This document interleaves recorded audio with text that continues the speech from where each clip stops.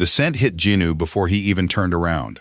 Cedar, cold underneath, like something warm had been deliberately removed from it a long time ago. His body recognized it before his brain had the chance to prepare, and his stomach dropped so fast he pressed his palm flat against the ninth-floor hallway wall just to remind himself that the floor was still solid beneath him. 2 years. 2 years since that scent had lived in his clothes, his pillows, the air of every room he occupied.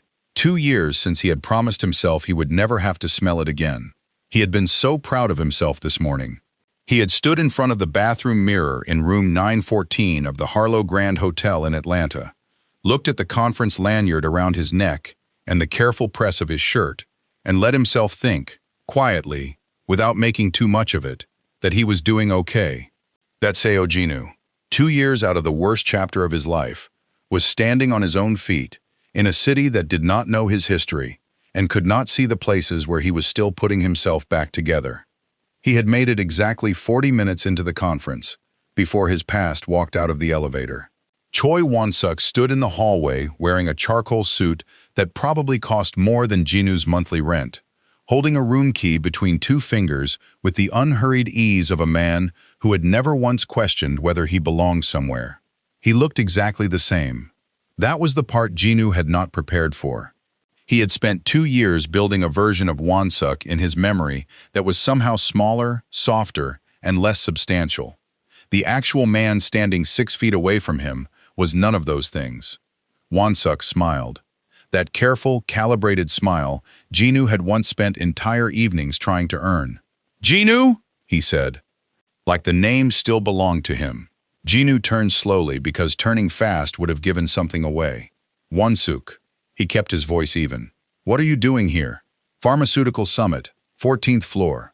Won-suk took one unhurried step forward, his eyes moving across Jinu the way they always had. Not warmly. Carefully, the way someone checks an investment for signs of depreciation. "You look good."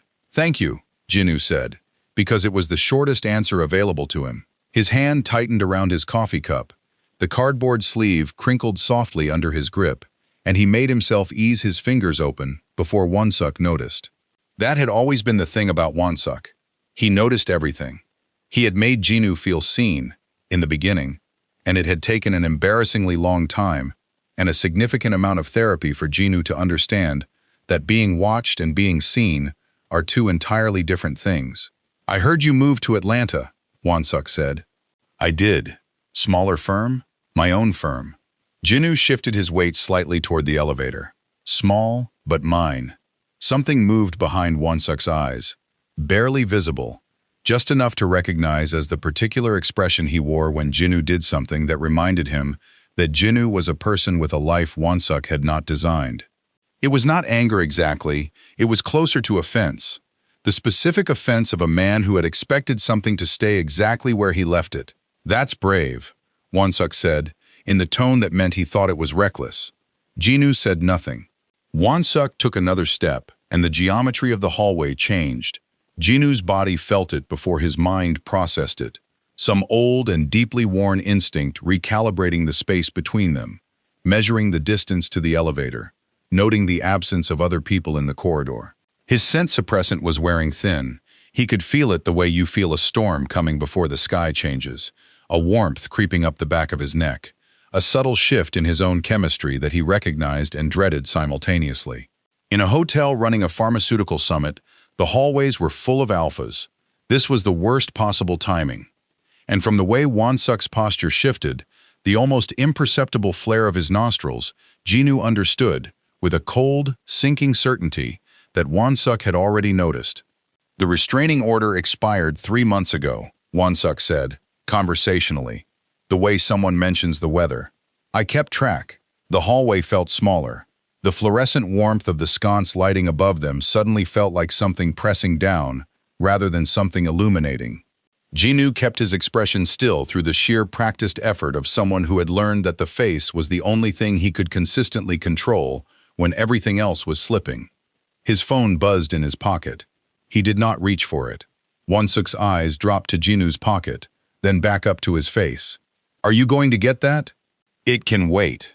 It buzzed again. Then a third time. Jinu glanced down without meaning to. The screen lit up through the thin fabric of his slacks, the name bright and clear enough that the hallway lighting caught it. Do-hyun. The silence that followed lasted approximately 3 seconds. Jinu watched Won-suk read the name. Watched the careful smile leave his face, the way a tide pulls back from a shore, slow and total, leaving something harder and less forgiving in its place. Who? Won-suk said softly, his hand coming up to rest against the wall beside Jinu's head. Not rough, never obviously rough, just close enough to re-establish the old geometry of control. Is Do-hyun.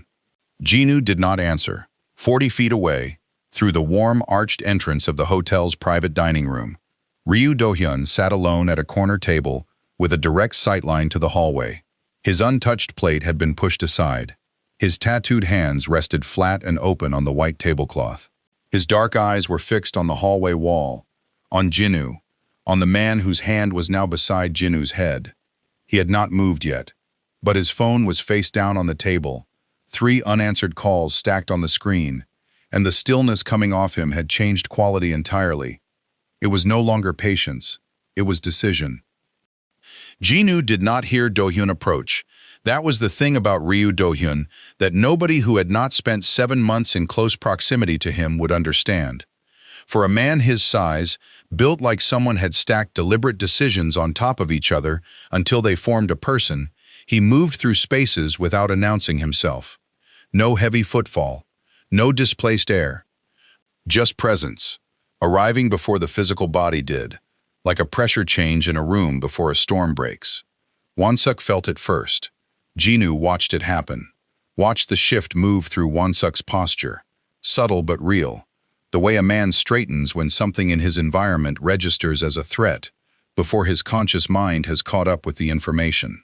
Won-suk's hand was still beside Jinu's head against the wall when his eyes moved past Jinu's shoulder and found whatever was walking down that hallway toward them. Then Do-hyun's hand was at the small of Jinu's back, warm, steady. Not possessive the way Won-suk's proximity always felt possessive, like a claim being staked. This was something else entirely. It was the kind of touch that asked nothing and offered everything, and Jinu felt his nervous system do something complicated and embarrassing in response to it. Sorry I kept you waiting. Do-hyun's voice was low and unhurried, directed entirely at Jinu, as though Won-suk was a piece of hotel furniture he had not yet decided was worth acknowledging. He stepped up beside Jinu with the ease of someone who belonged exactly where he was standing, and then he did something Jinu had not anticipated. He tilted Jinu's chin up with 2 fingers, leaned down and kissed him. It was not a long kiss. It was not theatrical. It was the specific kind of kiss that people who know each other give in public, easy and warm and carrying the comfortable weight of something established. Jinu's brain short-circuited completely for the duration of it, which was probably 3 seconds, but felt substantially longer, and when Do-hyun pulled back, his dark eyes were soft, and his mouth curved at one corner in that almost smile that Jinu had spent an embarrassing amount of time cataloging over the past 7 months. Ready?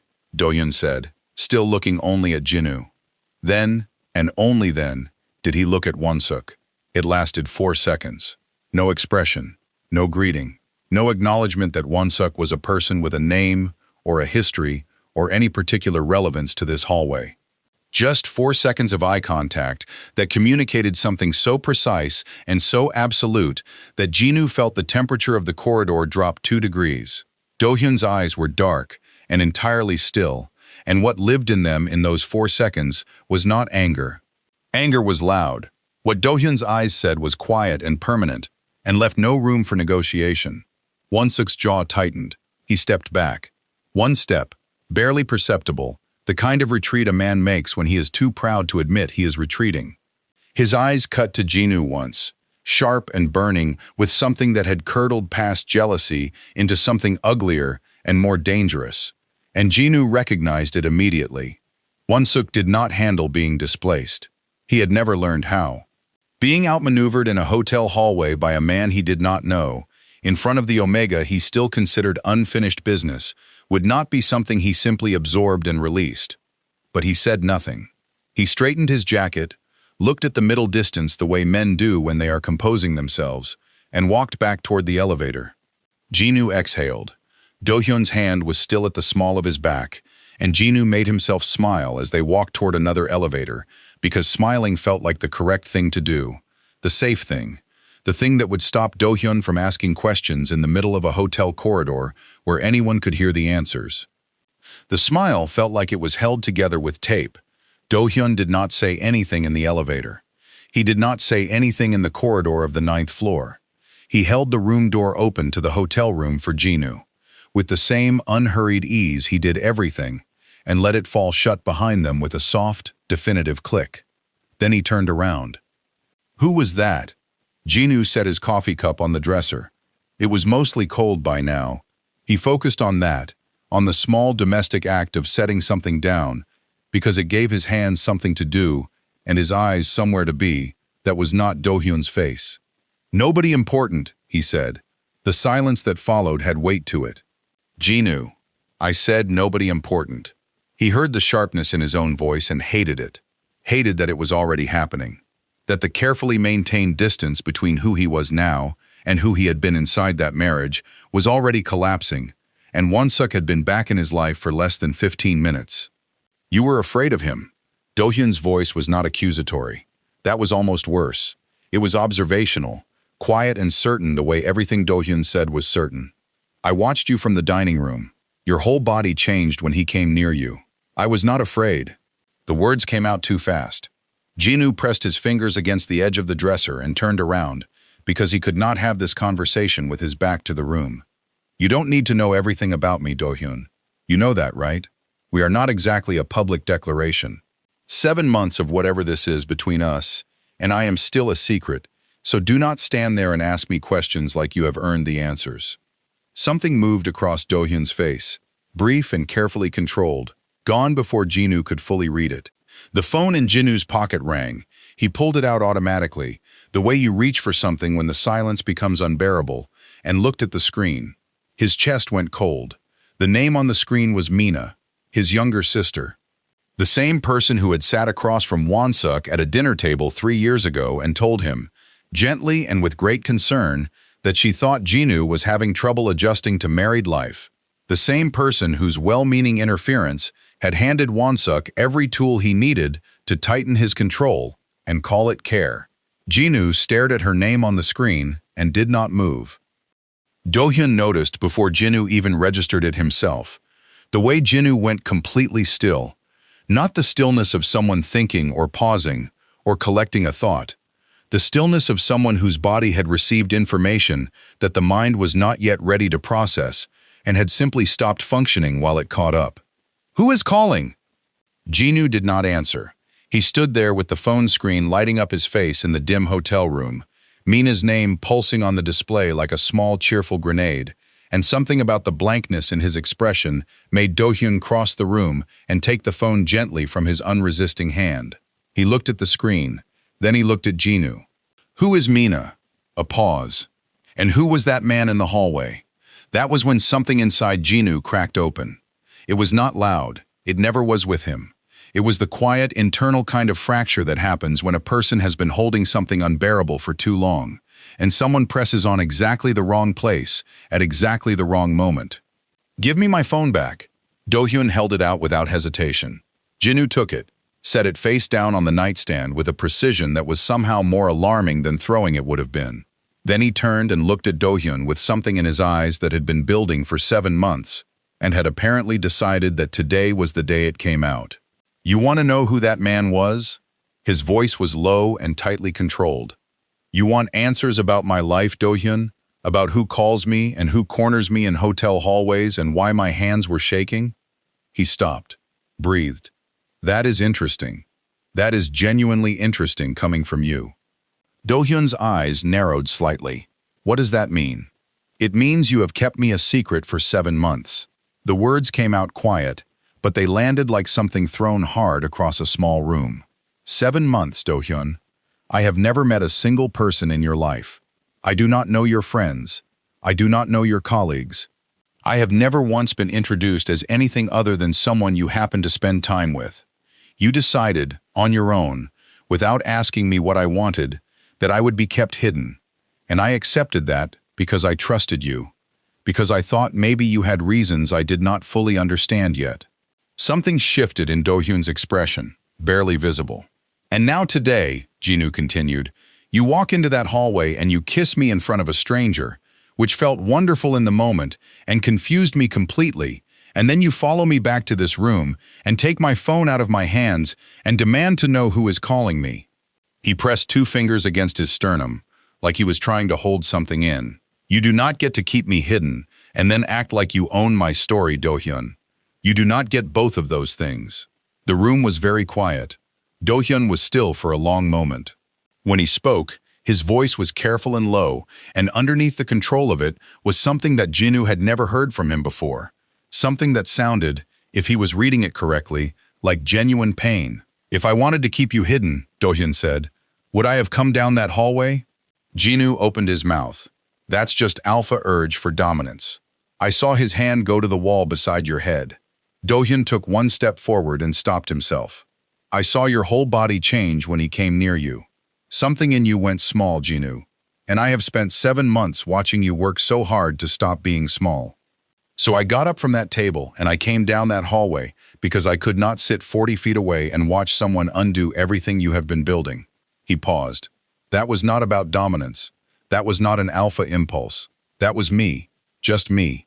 Jinu felt the words move through him and hated how precisely they landed. Then why? His voice cracked slightly at the edges, and he hated that too. Did you make me a secret? Why have I spent 7 months being someone you care about behind closed doors? Do you understand what that feels like? Do you have any idea what it does to a person to be cared for only where nobody can see it? Do-hyun closed his eyes briefly. When he opened them, the mask he wore so naturally had slipped just enough to show what was underneath it.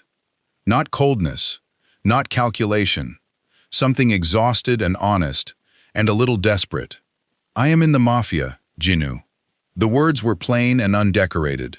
I run operations across 4 states. I have people who monitor everyone connected to me, enemies who would put a name on a list just because that person made me look at them twice across a restaurant. Keeping you secret was not about hiding you. It was the only way I knew how to keep you alive. The silence that followed was different from the ones before it. Jinu heard the truth sitting inside those words. He heard it clearly and completely, and some part of him, the part that had been carefully, painstakingly learning to trust his own perception again after 3 years of having it dismantled, recognized that Do-hyun was not lying. But Won-suk was somewhere in this hotel right now. And Mina was calling, and his suppressant was wearing off and his chest felt like it was full of broken glass, and he was standing in a hotel room in Atlanta trying to hold himself together with both hands and failing. Maybe that is the problem, he said quietly. The rawness in his voice was completely exposed now. No smoothing it over. Your life is dangerous. You just told me yourself, and I have spent years trying to build something stable, something that does not collapse on me in the middle of the night. He stopped, looked at the window. I cannot be someone's secret, Do-hyun. Not again. I cannot do hidden and dangerous and complicated. Not right now. Not when I am still trying to figure out who I even am. He turned back. I need you to leave. Please do not call me tonight. Or tomorrow. I just need you to go. Let's break up. Do-hyun looked at him for a long moment. Something passed through his face, brief and unguarded, and gone, before Jinu could fully name it. Then he picked his jacket up from the chair, walked to the door, and stopped with his hand on the frame. He stood there for 3 full seconds with his back to the room. Then he left. The door clicked shut with a sound that felt much louder than it was. Jinu sat on the edge of the bed, stared at the carpet, got up, went to the bathroom, ran cold water over his wrists, the way his therapist taught him when the feeling got too large for his body to contain. Looked at himself in the mirror until the person looking back seemed functional enough to pass. He straightened his shirt, picked up his lanyard, opened the door. Mina was 20 feet down the hallway, walking toward him with her arms already open and her face arranged in the particular expression of someone who had wonderful news and could not wait another second to deliver it. She pulled him into a hug before he could take a single step back. I cannot believe my eyes, Jinu. It is really you. She squeezed him with both arms, warm and familiar, and carrying the full complicated weight of their shared history in the smell of her perfume. Wonsuk told me you were here, and I just had to come see you myself. Jinu stood inside his sister's embrace and stared at the hallway wall over her shoulder. Wonsuk told her. He had already told her. Jinu came back to himself in pieces. First the smell of Mina's perfume, floral and expensive and achingly familiar. Then the pressure of her arms around him. Then the words replaying in his skull on a loop, warm and bright and completely oblivious. Wonsuk told me you were here. He stepped back, not gently. Both hands coming up between them and pushing, not violently, but with enough force that Mina stumbled half a step and blinked at him with those wide, carefully arranged eyes that he had spent the better part of his childhood believing were incapable of deception. Do not touch me. His voice came out steadier than he felt. Do not hug me like we are fine, Mina. We are not fine. Mina straightened, smoothed the front of her blouse with both hands. Her expression settled into something he recognized, that particular configuration of gentle confusion and wounded innocence that she had perfected over years of using it to make Jinu feel like the unreasonable one in every room they shared. Jinu. She said his name softly, like she was talking someone off a ledge. Are you really still this angry? After 2 years? After everything you did, 2 years is nothing. She tilted her head. Everything I did. She repeated the words slowly, tasting them, and then she let out a small, disbelieving breath that managed to sound both hurt and faintly amused. Is that what you tell yourself? That I did something to you? She took one small step forward. Wonsuk chose me, Jinu. That is not something I did to you. That is something that happened because you could not keep him. Because you did not know how to hold on to an alpha, and he found someone who did. The hallway was quiet around them. A cart rattled somewhere distant. The air conditioning hummed through the vents above their heads. Jinu looked at his sister.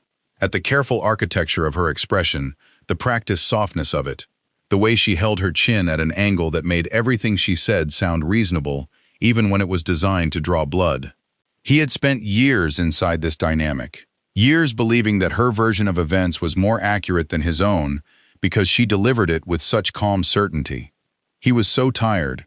He was tired in a way that went past the bones, past the sleepless nights and the therapy sessions and the careful daily work of rebuilding.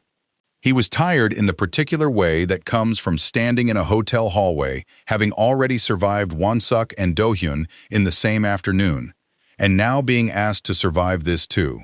You can keep sleeping with Wonsuk, he said quietly. That is your life, and I stopped caring about it a long time ago. But put him on a leash, Mina, because he came at me today, and I am telling you right now, I do not have the patience for it.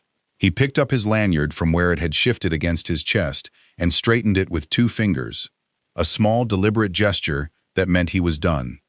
I have work to finish. Do not follow me. He walked away. He did not look back. He counted his footsteps the way his therapist had taught him when the feeling got too big. 1, 2, 3. Felt the carpet under his shoes, kept his shoulders level, kept his breathing measured, kept his face arranged into something that could pass, for composed to anyone who did not know how to look. Behind him, he heard nothing, no footsteps following, no voice calling after him. He turned the corner and exhaled. Mina stood in the hallway and watched him go. The softness dropped off her face the moment he was out of sight. What replaced it was not grief, and it was not guilt. It was something sharper and considerably less attractive, the expression of a woman who had just attempted something that used to work without fail and had found, to her considerable irritation, that it no longer did. She had expected tears. She had expected that particular flinch Jinu used to get when she pressed on the right places. That retreat into apology that had always made her feel like she was the more capable of the two of them. Instead, he had pushed her away and told her to put Wonsuk on a leash and walked off down the hallway like she was an inconvenience he had already mentally filed away. She did not like that. She liked it even less than she liked the image she had seen currently sitting at the front of her mind. The tall, dark-haired man in the hotel corridor, with tattooed hands and a jaw carved from something hard, kissing Jinu like he had done it 100 times before and intended to do it 100 times more. She took the elevator to the 14th floor. Wonsuk answered the door in his shirt sleeves, a glass of something amber in one hand, and looked at her with the mild, detached patience of a man who had nowhere pressing to be. You went to see him. It was not a question. Mina walked past him into the room. He pushed me away. She set her bag down on the chair by the window with more force than necessary. He has never done that before. He has always been the one to fold first. People change, Wonsuk said, returning to the window, looking out over the Atlanta skyline with the expression of someone doing a quiet calculation. Wonsuk. She turned to face him. She had practiced keeping her voice even in conversations with him, had learned early that any crack in the surface handed him something he would use. I saw a man with him in the hallway. Kissed him. Right there. Who is that? I do not know yet. Yet. She absorbed that word. Are you having him watched? Wonsuk swirled the glass once, slow and unhurried. I am curious about him, he said simply. I am allowed to be curious. Something cold moved through Mina's chest. She knew that tone. She knew it the way you know the sound of a particular weather pattern, because you have lived through what it brings, often enough to recognize the warning. Do you still love me? The question came out before she could stop it, smaller than she intended, which she hated. After everything we did to get here, after what we cost him, are you still going after him? Wonsuk laughed. It was not cruel, which somehow made it worse. It was genuine, almost warm, the laugh of a man who found something honestly amusing. Love? He set his glass down and looked at her, with eyes that were clear and entirely unbothered. Mina, I went after you because pursuing you cost Jinnu something. That was the thrill, the look on his face, the way he tried so hard not to fall apart. The smile stayed on his mouth, but it did not reach anything deeper. Now he has rebuilt himself, walked away from me, found someone new. He thinks he is free. He picked up his glass again. That is my new thrill. Mina stared at him. You are telling me, she said slowly, that you never loved me. I like the game, he said simply. And the game has a new round. The room was very quiet.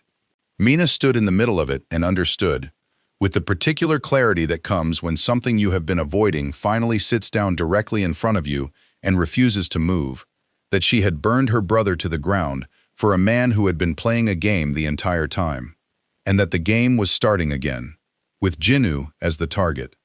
The conference wrapped at 7:30.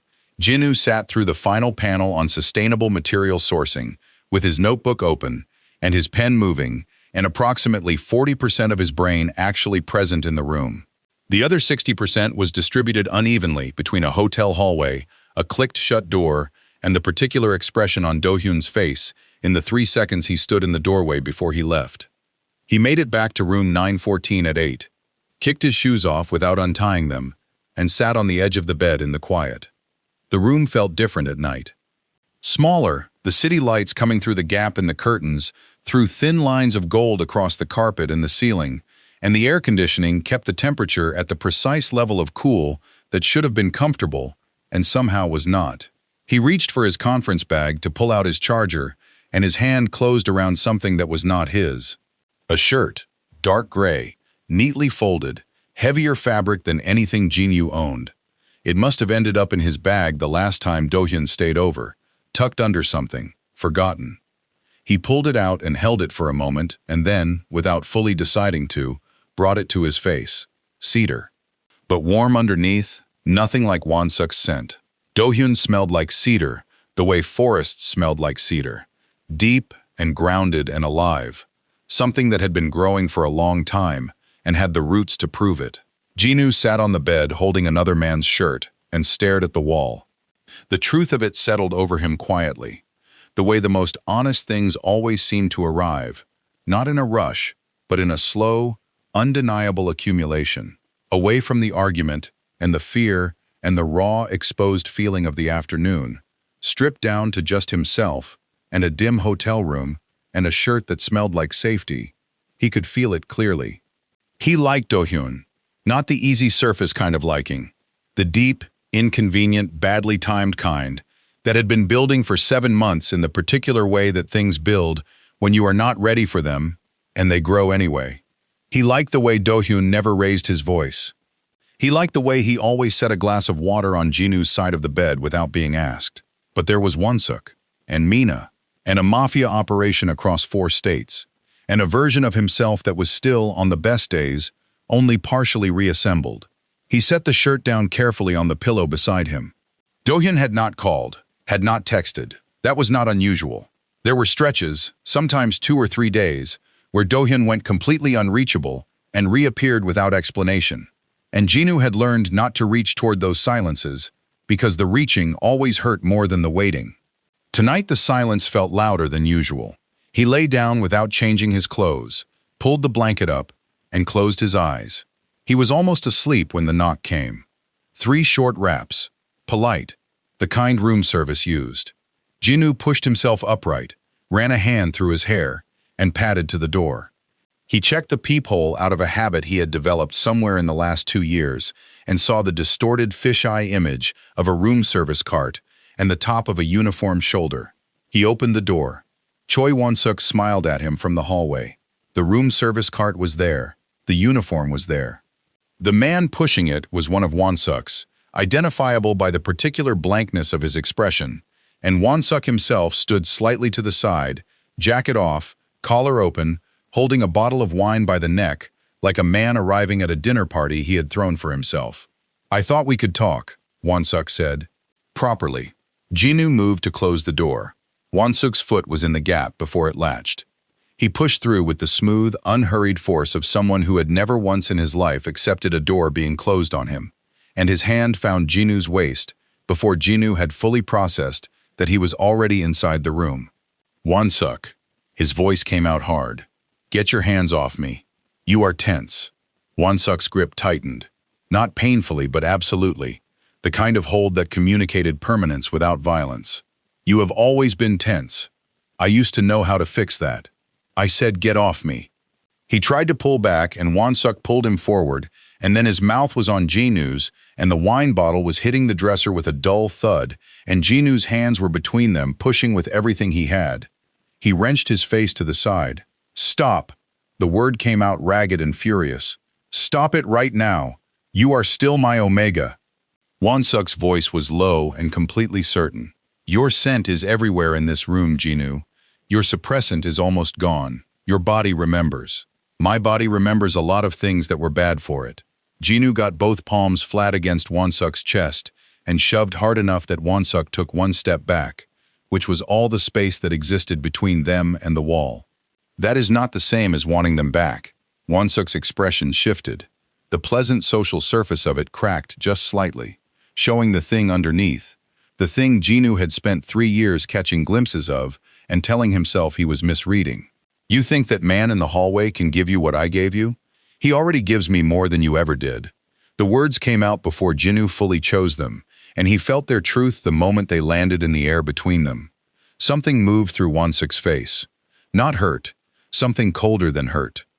He stepped forward again, and Jinwoo's back hit the wall, and the old familiar geometry of helplessness closed around him like a room he had never fully escaped, and somewhere in the back of his mind, behind the fear and the fury, was a thought so clear it almost hurt. Do-hyun would have been here. If he had not sent Do-hyun away, if he had not stood in this same room 4 hours ago and told him to leave and not call, Do-hyun would have been here, and this door would never have opened, and Won-suk would be standing in a hallway on the other side of it, with his foot finding nothing but air. He had sent away the one person who made him feel safe, and now he was alone against a wall, and his hands were shaking, and he hated himself for both of those things simultaneously. "Get away from me," he said. "Quiet now. No more pushing. Just the words, delivered with every gram of composure he had left. "I am asking you one more time." Won-suk reached up and touched his face. The door exploded inward. Not knocked, not opened. Destroyed. The frame splintering, the hardware scattering across the carpet, and 5 men poured through the gap with the coordinated efficiency of people who had done this particular thing many times before. They moved past Jinwoo like water around a stone, 2 of them taking Won-suk by the arms before he could turn fully around, a third stepping between Won-suk and Jinwoo with his back to Jinwoo and his body blocking the space entirely. Won-suk hit the wall he had just pinned Jinwoo against. The sounds that followed were brief and not gentle, and Jinu stood in the center of his hotel room with his back pressed to the dresser and his heart hammering so hard he could feel it in his teeth. The fifth man stopped in front of him, broad-shouldered, dark suit, hands clasped in front of him. He lowered his head in a slow, formal bow that belonged in a different century and felt completely serious in this one. "We are sorry we arrived late, Master." His voice was even and genuinely apologetic. "We should have been at the door sooner. It will not happen again." Jinu stared at him. "Who?" he said, and his voice came out entirely unsteady. "Are you?" The man raised his head, met his eyes without flinching. "We are Master Do-hyun's men," he said simply. "We were sent to keep you safe." The room went very quiet around that sentence. Jinu looked at the man in front of him. At the four others holding Wonsuk against the wall, with the calm, practiced ease of people for whom this was simply Tuesday, at the destroyed door hanging off one hinge, at Do-hyun's shirt still folded on the pillow exactly where he had left it. He had told Do-hyun to leave. Do-hyun had left, and then he had sent 5 men to make sure Jinu was safe anyway. Kang straightened from his bow and looked at Jinu with the calm, direct patience of someone who had delivered difficult news many times before and understood that the person receiving it needed a moment. "The hotel is no longer safe, Master. This man had your room number, your floor, and access to your door without your permission. We cannot guarantee what else he has arranged inside this building tonight. Master Do-hyun has asked us to move you somewhere we can fully secure. We need to leave soon." Jinu looked at him. Then he looked at Wonsuk, still pinned against the wall, collar twisted, jaw darkening, watching Jinu with eyes that had moved past anger into something that looked disturbingly like recalculation. Like even now, even in this position, he was running numbers and adjusting strategy. Then Jinu looked at the door hanging off its frame. He picked up his conference bag from the floor where it had fallen during the struggle and held it against his chest and thought for exactly 4 seconds. "I need a minute," he said. Kang nodded. "Of course." Jinu moved to the window, putting his back to the room, and pulled out his phone. His reflection looked back at him from the dark glass, pale and slightly rumpled, and still wearing his conference lanyard, which felt almost funny, given everything that had happened since he put it on this morning. Almost. He pressed call. Do-hyun picked up before the second ring. Jinu. Just his name. That was all. But the way Do-hyun said it, steady and immediate, like he had been waiting with the phone already in his hand, loosened something in Jinu's throat that he had not realized was locked. "Did you really send them?" Jinu kept his voice low. 5 men, one named Kang. "Yes, all 5 of them. All 5. A brief pause. "Are you hurt?" Jinu pressed his fingers against the window glass. Cool and solid. "No." "Good." He heard Do-hyun exhale, quiet and controlled. "Go with them, Jinu. They will bring you here. I am waiting." "Here where?" "I have never been to your place." "I know." Something in Do-hyun's voice shifted, softer at the edges. "It is time you came. Go with Kang. I will see you soon." The call ended. Jinu stood at the window for one more moment. Then he turned around, looked at Kang, and nodded. "All right," he said. "Let me get my things." He packed in 4 minutes. He was not a man who overpacked, and the muscle memory of moving quickly when a situation required it was something he had developed inside his marriage and never quite lost. He zipped his bag, picked up his jacket, and tucked Do-hyun's gray shirt carefully inside the front pocket, where it would not get crushed. He did not look at Wonsuk on his way out. That felt important. Not looking. Walking past him like he was a piece of furniture, Jinu had already decided did not suit the room. The car was waiting at the side entrance, black and warm inside, the city sliding past the windows as they pulled away from the Harlow Grand and moved through Atlanta's nighttime streets. Jinu sat in the back with his bag on his lap and watched the city change around him. Downtown towers dissolving into wider streets, older trees, neighborhoods that wore their money quietly. When the iron gates opened at the end of a private drive lined with oaks and the house revealed itself at the top of the curve, Jinu leaned forward in his seat without meaning to. He had pictured Do-hyun's house before, in the vague, unexamined way you picture things you have been told do not concern you yet. He had imagined something cold and fortified, all steel and security cameras, a building that matched the part of Do-hyun's life he was kept separate from. This was not that. Stone and dark timber and wide windows throwing amber light across the grounds. A front door with a lamp beside it burning warm and steady. Old oak trees with roots that had been in this ground longer than either of them had been alive. It looked, Jinwoo thought, like somewhere a person actually lived, rather than somewhere a person maintained a base of operations. He stepped out of the car and stood on the drive for a moment just looking at it. Then he went inside. The interior was warm. High ceilings and dark wood, and a fireplace in the main room with something burning low in it. Bookshelves with cracked spines. A kitchen visible through an archway with a light left on.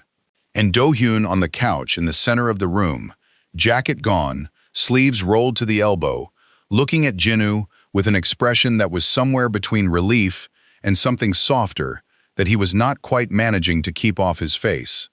Jinwoo crossed the room. He had a speech prepared. Something measured and apologetic that acknowledged the afternoon without completely surrendering his dignity. He had been composing it quietly in the car. He got within arm's reach and Do-hyun reached out, took his wrist gently, and pulled him down onto his lap in one smooth motion that left Jinwoo sitting sideways across his thighs, with the speech completely gone from his head. Do-hyun's hand came down on his backside in one firm, warm smack, and Jinwoo made a sound that he immediately decided had never happened. "I am glad you are okay." Do-hyun's arm settled around his waist, holding him there with the easy certainty of someone who had made a decision and was not revisiting it. The corner of his mouth curved upward. "Do not ever pull that breakup stunt again." "But I had reasons." Jinwoo shifted against him. "Real ones. You cannot just, no buts." Do-hyun looked up at him, dark eyes warm and completely unbothered. "You are here. I have been waiting. And we have a great deal to talk about." He pulled Jinwoo down and kissed him. Not gently. Not the brief warm kiss from the hotel hallway that had been designed for an audience. This was the kind of kiss that had 7 months of accumulated patience behind it, deep and unhurried and thorough, Do-hyun's hand coming up to the back of Jinwoo's neck and holding him there like he was something worth keeping still. Jinwoo's hands found the front of Do-hyun's shirt and gripped it and kissed him back with everything the afternoon had cost him, the fear and the anger and the loneliness of sitting in a hotel room holding someone else's shirt and missing a person he had just told to leave. When they finally pulled apart, they were both breathing differently than before. Jinwoo stayed where he was, settled against Do-hyun's chest, and listened to his heartbeat slow down to something human. "His name is Choi Won-suk," he said quietly. "He was my husband. We were married for 3 years and divorced for 2. He is the reason I moved to Atlanta. He is the reason I know what it feels like to disappear inside a life that was supposed to be yours." He stopped. "And Mina is my younger sister. She was the one he left me for. They are still together. Or they were. I honestly do not know anymore." Do-hyun was quiet for a moment, his hand moving slowly against Jinwoo's back. "I am sorry," he said, simply. "No performance in it. I should have told you sooner." Jinwoo exhaled. "I was afraid you would look at me differently." "I am looking at you right now," Do-hyun said. "Has anything changed?" Jinwoo looked up at him. At the dark, steady eyes, and the jaw, and the tattooed hands, and the man who had sent 5 people to watch his door after being told to leave. "No," he admitted. Do-hyun nodded, like that settled something. Then his expression shifted, a slight movement at the corner of his mouth that Jinwoo had learned to read as the precursor to something unexpected. "Interesting," Do-hyun said. "Choi Won-suk and Seo Mina." He said both names with the particular careful neutrality of someone who already knows what they are about to say will land hard. "What a coincidence." His dark eyes met Jinwoo's. "I met them both. Several hours ago. Would you like to meet them too?" The fire crackled in the hearth. Jinwoo went very still. Jinwoo stared at him. The fire crackled behind them. The room was warm and amber-lit and smelled like cedar and old wood and everything that had started to feel like safety over the past hour. And Do-hyun was sitting there with that almost smile and those steady dark eyes, saying the name Choi Won-suk and Seo Mina like they were coordinates he had already logged. "What do you mean you met them?" Jinwoo sat up straighter on his lap. "When? Where? Come with me." Do-hyun shifted Jinwoo gently off his lap and stood, rolling his sleeve down one forearm with the unhurried ease of a man who had already decided how this evening was going to proceed. He held out his hand. Jinu looked at the hand, then at his face. Do-hyun, what did you do? Come with me, he said again. Patient, unruffled, the same tone he used when he was asking Jinu what he wanted for breakfast. Jinu took his hand. Do-hyun led him through the house, past the kitchen with its warm light, past a corridor lined with closed doors, to a door at the far end that Jinu had not noticed on the way in. Plain, heavy, a keypad on the wall beside it that Do-hyun pressed 4 digits into without looking. The door opened onto a staircase going down. The temperature dropped immediately. Not dramatically, not the cold of a horror story, just the specific cool of a space built underground and insulated from the world above it. The lighting along the stairwell was clean and functional. Their footsteps were quiet on the concrete steps. Jinu held Do-hyun's hand and descended and told himself to keep breathing evenly. At the bottom was a corridor. At the end of the corridor was another door, and beside it stood 2 of the men from the hotel, Kang and one of the others, hands clasped, posture straight. They stepped aside as Do-hyun approached. Do-hyun stopped in front of the door and looked at Jinu. I want to show you something. He opened the door. The room was large and starkly lit, and in it, seated in separate chairs with their hands bound behind them, were Choi Won-suk and Seo Mina. Jinu stopped breathing for a full 3 seconds. Won-suk looked up immediately, and the expression that crossed his face when he saw Jinu standing in the doorway was not fear exactly. It was the expression of a man who had been running a calculation and had just watched one of his key assumptions collapse. Mina beside him made a sound, small and sharp, and her eyes went wide and then immediately wet, and Jinu recognized that too, the instant pivot to vulnerability, and felt nothing in response to it except a distant, exhausted recognition. He took a step back from the doorway. How? He stopped, tried again. How are they here? When did you? He turned to Do-hyun. The hotel. When your men were with me, you were handling other things, Do-hyun said simply. Do-hyun. Jinu's voice dropped. This is illegal. What you are doing right now, having people tied to chairs in a basement, that is illegal. That is a crime. Multiple crimes. I cannot be standing here looking at this. I am a law-abiding. Everything I do is illegal, Jinu. Do-hyun said it the way someone states a fact about the weather. Flat and plain, and completely without apology. That is not a new development. It is simply the first time you are standing close enough to see it clearly. He paused. This particular thing would not even register on the list. The words sat in the air between them. Jinu looked at him. At the man he had spent 7 months with. The man who set a glass of water on his side of the bed and moved through rooms without sound and had sent 5 people to watch his door. At the man standing at the entrance of a basement where 2 people were tied to chairs and speaking about it like it was a minor administrative matter, he thought, with the particular clarity that fear sometimes produces, what exactly have I gotten myself into? Come! Do-hyun touched the small of his back. You have seen enough. He let himself be guided back through the door. Behind them, as they moved toward the staircase, Jinu heard Won-suk's voice rise, sharp and furious, saying something he could not fully make out. And then a sound that was not a voice at all. And then Mina, high and startled and pained. Jinu kept walking, 1 step, 2, 3. He focused on the staircase in front of him and the hand at his back and the breathing exercise his therapist had taught him for moments when the feeling outgrew the body's ability to contain it. In for 4 counts, hold for 4, out for 4. They reached the top of the stairs.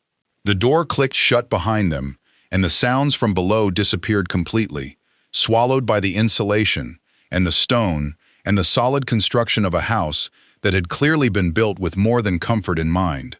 The warmth of the main floor settled around them again.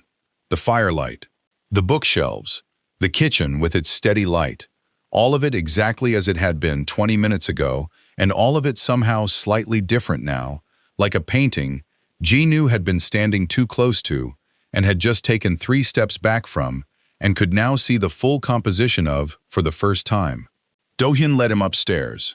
The bedroom was at the end of a wide corridor, large and simply furnished, dark wood and clean lines, and a window that looked out over the oak-lined drive, the iron gates just barely visible through the trees. A lamp on the bedside table threw a warm circle of light across the floor. Do-hyun turned to him, and his expression was soft now. Whatever had been in his face downstairs, set aside, with the particular ease of a man who had learned to compartmentalize the different rooms of himself. He pressed his lips to Jinwoo's cheek, warm and unhurried, then his jaw, then the corner of his mouth. His hands came up, one at Jinwoo's waist and one cupping the side of his face, tilting him gently, and he kissed the bridge of his nose with a tenderness so at odds with the man who had just led him down a basement staircase that Jinwoo felt the dissonance of it physically, like two frequencies playing simultaneously and not quite resolving into harmony. "You are safe," Do-hyun murmured against his temple. "I need you to know that. Whatever else is true, that part is absolute." Jinwoo stood inside his arms and let him press another kiss to his cheekbone, his hairline, the soft place below his ear, and felt the warmth of it, the way you feel sunlight through glass. Real, but with something between you and it that you cannot quite name. Because the truth was sitting very quietly at the center of his chest right now. Not the truth about Wonsuk, not the truth about Mina. He had carried those for 2 years, and he knew their weight and their shape. This was a different truth, newer, heavier in a way he had not anticipated. He had fallen for a man who ran illegal operations across 4 states and kept people in his basement and spoke about multiple crimes the way other people spoke about parking tickets. And the most frightening part, the part that Jinwoo turned over carefully in the back of his mind while Do-hyun's lips moved gently across his cheek, was not that Do-hyun was dangerous. It was that standing in this bedroom, in this house, with those sounds still faintly echoing somewhere in his memory, Jinwoo still felt safer here than he had felt anywhere in the last 2 years. And he did not know what that said about him. He did not know what any of this said about him. Do-hyun pulled back and looked at him, dark eyes moving across his face with that careful attention that noticed everything. And Jinwoo looked back and smiled the way he had learned to smile when the feeling was too large and too complicated to put into a sentence. But underneath it, quiet and persistent, the fear had found its place.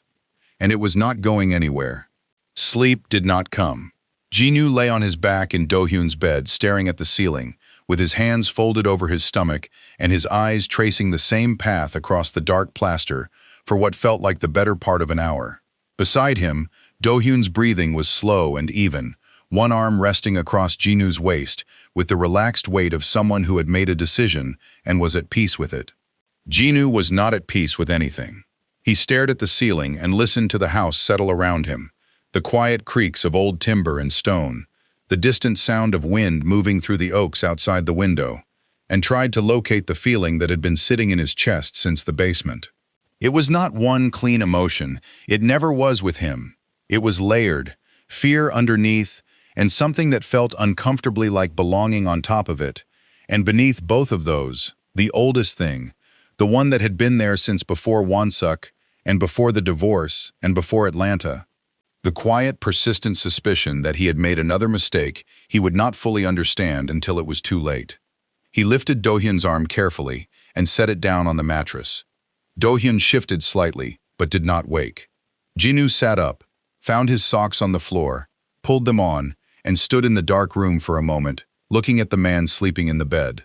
At the tattoos on his hands, at the jaw that was softer in sleep than it ever was awake, at the person who had sent 5 men to watch his door and led him down a basement staircase and kissed his cheekbone with the same hands that had arranged whatever had happened to Wonsuk tonight. He picked up his shirt from the chair and went downstairs. The kitchen light was still on, the same warm, steady light it had been when they arrived, and Jinwoo stood in the middle of it for a while, doing nothing in particular. He filled a glass of water, did not drink it, set it down on the counter and stood there, with both hands braced against the edge, and his head dropped forward and tried to think clearly. He could not think clearly. What he could do, apparently, was walk back down the corridor toward the basement door. He did not fully decide to. His feet simply carried him there, the way feet carry a person toward the thing they are trying to avoid thinking about, because the body understands that the only way out is through. The keypad. He did not know the code. He tried the handle anyway. The door opened, unlocked, which meant Do-hyun had unlocked it at some point, or had never relocked it, and either way Jinwoo took it as something and went down the stairs. The corridor was dim. One of the overhead lights had been switched off. The door at the end was slightly ajar, and a thin line of light came through the gap, and Jinwoo pushed it open and stepped inside. Won-suk's chair was empty. The restraints had been cut cleanly. The chair itself had been pushed slightly to one side, a deliberate tidying, and there was nothing left in that space to indicate what had happened there, or where Choi Won-suk currently was. Jinwoo looked at the empty chair for a long moment, and felt something move through him that was not quite relief and not quite grief, and landed somewhere in between. Mina was still in her chair. Her hands were no longer bound. She was sitting with them folded in her lap, her expensive blouse wrinkled, her hair loose from whatever it had been arranged into this morning, her face entirely without the careful architecture she usually kept it arranged in. She looked up when Jinwoo came through the door, and for once she did not reach immediately for an expression. She just looked at him with her bare face and said nothing. Jinwoo pulled Won-suk's empty chair around and sat in it facing her. They looked at each other in the stark basement light for a long time without speaking. "He is gone," Mina said finally. Her voice was flat and quiet. All the practiced softness wrung out of it. "I can see that. They took him about an hour ago." She looked down at her hands. "I do not know where." Jinwoo did not ask. He was not sure he wanted to know, and he was even less sure what it said about him that he was not sure. "Mina." He leaned forward with his elbows on his knees. "I need you to tell me something true. Not the version you have been telling yourself. Something actually true." She was quiet for a moment. Then she said, "He told me that he never loved me." The words came out flat and evenly spaced, like she was reading them off a surface, rather than producing them from somewhere inside herself. "He said he liked the thrill of taking me from you, that watching you try to hold yourself together was the part he enjoyed, and that now you had rebuilt yourself, you were the thrill again." She stopped. "He said I was just the method." The basement was very quiet. Jinwoo sat with that. Let it move through him the way cold water moves through a space, finding every crack. 3 years of marriage, 2 years of rebuilding. An entire chapter of his life that had been constructed on a foundation that was never real. Not one brick of it. Not one morning or argument or moment of doubt that had not been engineered by a man who was simply enjoying the architecture of someone else's pain. His eyes stung. He did not blink. "You knew," he said. Not accusatory, just honest. Maybe not everything, but you knew something was wrong and you chose him anyway. Mina's chin dropped. "Yes. You let me believe I was the problem, that I could not hold an alpha, that something in me was insufficient. Yes." Quieter. "I spent 2 years thinking that, Mina. I spent 2 years in therapy trying to find the part of me that was broken enough to deserve what happened." She made a sound that was not quite a word. Her shoulders came forward, and she pressed both hands over her mouth, and the tears, when they came, were nothing like her usual tears, nothing performed or strategically deployed.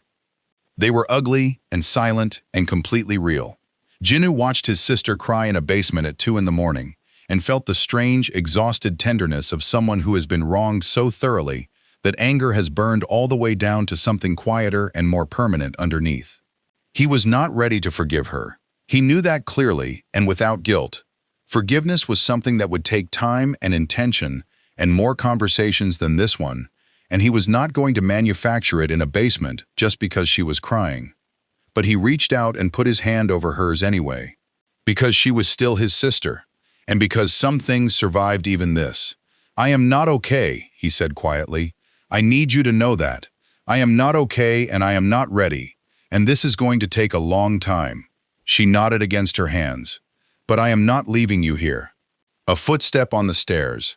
Do-hyun appeared in the doorway, shirt untucked, feet bare, hair slightly displaced from sleep. He looked at Jinwoo, and then at Mina, and then back at Jinwoo, and he read the room the way he read every room, completely and immediately, and said nothing. He simply crossed to where Jinwoo was sitting and set a glass of water on the floor beside his chair. Then he straightened and stood beside him, with his hand resting warm and steady on Jinwoo's shoulder. Jinwoo looked up at him. "Tell me something," he said quietly. "Won-suk being at that hotel, was that really a coincidence?" Do-hyun's hand did not move from his shoulder. His expression stayed even. "No," he said. It was not. He knew about you. He has known about me for approximately 3 months. My operations have been expanding into pharmaceutical distribution networks that intersect with his company's supply chain. He found the connection between us, and he came to Atlanta to use you as leverage. He paused. You were never just a personal target, Jinu. You were a strategy. The basement felt smaller suddenly. Jinu stared at the empty chair where Wonsuk had been sitting and felt the full weight of it settle across his shoulders. All of it calculated. The hotel, the hallway, the hand against the wall. Every piece of it a move in a game Jinu had not known he was being used to play. He looked up at Do-hyun. If I walked out of this house right now, he said carefully, what would happen to me? The question landed in the room and stayed there. Do-hyun looked at him for a long moment. Something moved through his expression, honest and unguarded, in a way that Jinu had only seen a handful of times in 7 months. That, Do-hyun said quietly, is the most important question you have asked me since we met. Do-hyun looked at him for a long moment. The problem, Do-hyun said quietly, is that I am not letting you walk away from me.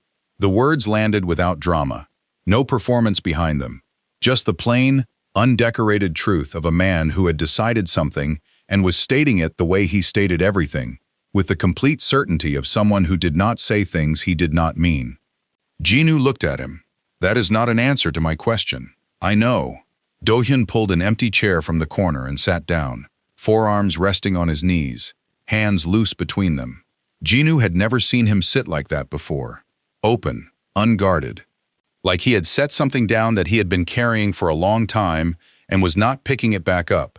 If you walked out of this house right now, nothing would happen to you. You would be safe. My people would make sure of that, regardless of anything else between us.